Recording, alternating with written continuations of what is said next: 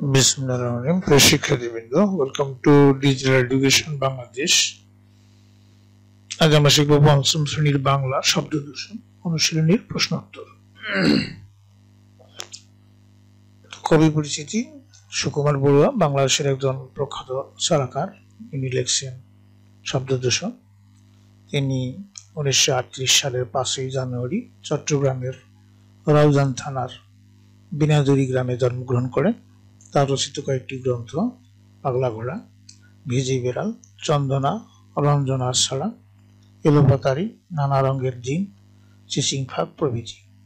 তিনি শিশু সাহিত্যের বাংলা একাডেমি পুরস্কার লাভ করেছেন। এবার আমরা অনুশীলনীর এই শব্দগুলোর পাঠ থেকে খুঁজে বের করি এবং অর্থ বলি। নিশিরাত, কিসির মিচির, ফেরিওয়ালা। শব্দ দূষণ: নিশিরাত মানে গভীর রাত্রি বা মাঝরাত। কিসির মিচির মানে পাখির ডাকাডাকির আওয়াজ। ফেরিওয়ালা রাস্তায় বা বাড়িতে বাড়িতে ঘুরে যারা জিনিসপত্র বিক্রি করেন। শব্দ দূষণ: অত্যন্ত কোলাহল বা শব্দ দূষণ ঘটে, কোলাহলে শব্দ দূষণ ঘটে। যেগুলো ঘরের ভিতরে শব্দগুলো খালি জায়গায় বসি বাক্য তৈরি করি। ফেরিওয়ালা, নিশিরাত, শব্দ দূষণ, কিসির মিচির। প্রথমে নিশিরাতে চেঁচামেচি করো না, সবাই ঘুমাচ্ছে। ভোরবেলাতেই পাখির কিসির মিচির শুনতে শুনতে আমার ঘুম ভাঙে। ফেরিওয়ালা হাঁক দিচ্ছে, থালা বাসন চাই। শব্দ দূষণ: আমাদের শোনার ক্ষমতা কমিয়ে দেয়। এই ফাঁকা জায়গাগুলোতে এই শব্দগুলো বসবে। আশা করি তোমরা বুঝতে পেরেছ। 3 নম্বর, নিচের প্রশ্নগুলোর উত্তর বলিও লিখি। কবিতায় কোন কোন পশু পাখির কথা বলা হয়েছে? শহরে কি কারণে শব্দ দূষণ হয়? কুকুরের ডাক আর পাখির ডাকের মধ্যে কোনটি তোমার ভালো লাগে, কেন? গ্রামের মানুষ কোন পাখির ডাক শুনে ঘুম থেকে ওঠে? উত্তর হচ্ছে ক।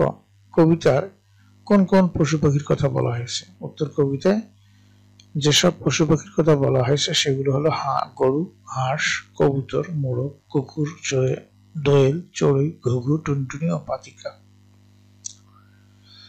খ নম্বর ছিল শহরে ঘুমানোর অসুবিধা কেন? উত্তর হচ্ছে শহরে নানা রকম শব্দে কান ঝালাপালা হয়ে যায়। পাতিকাকের ডাক, হর্নের শব্দ, সিডি, টিভি, টেলিফোন, দরজার বেল ইত্যাদির আওয়াজ আর ফেরিওয়ালার হাঁক ডাকে শব্দ দূষণ ঘটে, ফলে ঠিক মতো ঘুমানো যায় না। গ ছিল কুকুরের ডাক আর পাখির ডাকের মধ্যে কোনটি তোমার ভালো লাগে এবং কেন বলা হয়েছে?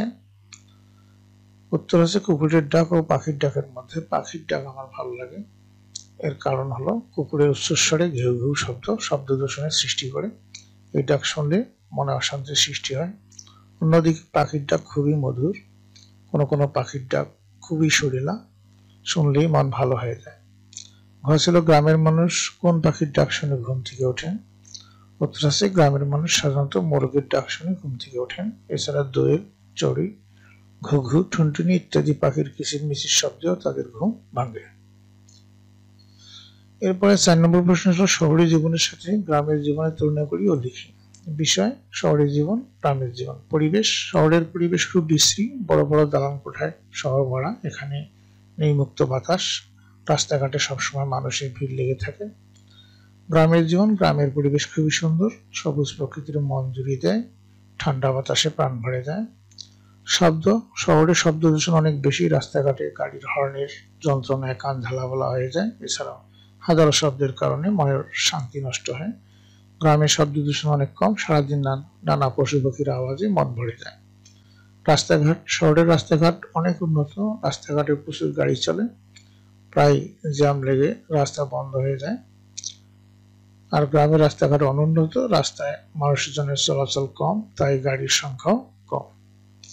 জীবনযাত্রা: শহরের মানুষজন খুব ব্যস্ত, সারাদিন মানুষ নানা কাজে ছোটাছুটি করে। শহরে মানুষকে নিজেদের নিয়েই চিন্তিত থাকতে হয়। গ্রামের মানুষজনের জীবনযাত্রা খুবই সাধারণ, অধিকাংশ মানুষ কৃষিকাজ করে, গ্রামের মানুষজন মিলেমিশে থাকে। হাট বাজার: শহরের হাট বাজারগুলো বড়, উন্নত মানের, তবে পরিবেশ খুব নোংরা হয়। গ্রামে হাট বাজারগুলো অনুন্নত, সপ্তাহে নির্দিষ্ট কিছু দিন হাট বসে। গ্রামের হাটে অনেক ঐতিহ্যবাহী জিনিস পাওয়া যায়। কথাগুলো বুঝিনি, পল্লীর সেই সুরে ভরে যায় মন, শহরে জীবন জ্বালা, শব্দ দূষণ। শহরে শান্তিতে বসবাস করা মুশকিল, কারণ হাজার রকমের শব্দ, কান ঝালাপালা করে দেয়। গ্রামে শব্দ অনেক কম, তারপরে মনের শান্তি বজায় থাকে। এবারে আমরা কবিতাটি আবৃত্তি করি। কবিতাটি আমরা আবৃত্তি। এখন আবৃত্তি শুনি। শব্দ দূষণ। সুকুমার বড়ুয়া। গরু ডাকে, হাঁস ডাকে, ডাকে কবুতর, গাছে ডাকে শত পাখি সারা দিন ভর। মোরগের ডাক শুনি প্রতিদিন ভোরে, নিশিরাতে কুকুরের দল ডাকে জোরে। দোয়েল চড়ুই মিলে কিচির মিচির, গান শুনি ঘুঘু আর টুনটুনিটির। শহরের পাতি কাক ডাকে ঝাঁকে ঝাঁকে, ঘুম দেয়া মুশকিল হর্নের হাঁকে। সিডি চলে, টিভি চলে, বাজে টেলিফোন, দরজায় বেল বাজে, কান পেতে শোন। গলিপথে ফেরিওয়ালা হাঁকে আর হাঁটে, ছোটদের হইচই স্কুল মাঠে। পল্লীর সেই সুরে ভরে যায় মন, শহুরে জীবন জ্বালা, শব্দ দূষণ। শিক্ষার্থীবৃন্দ, তোমাদের সবাইকে থ্যাংক ইউ। পরবর্তী ক্লাস দেখার আমন্ত্রণ জানিয়ে আজকে এখানে বিদায় নিচ্ছি। খুদা হাফেজ।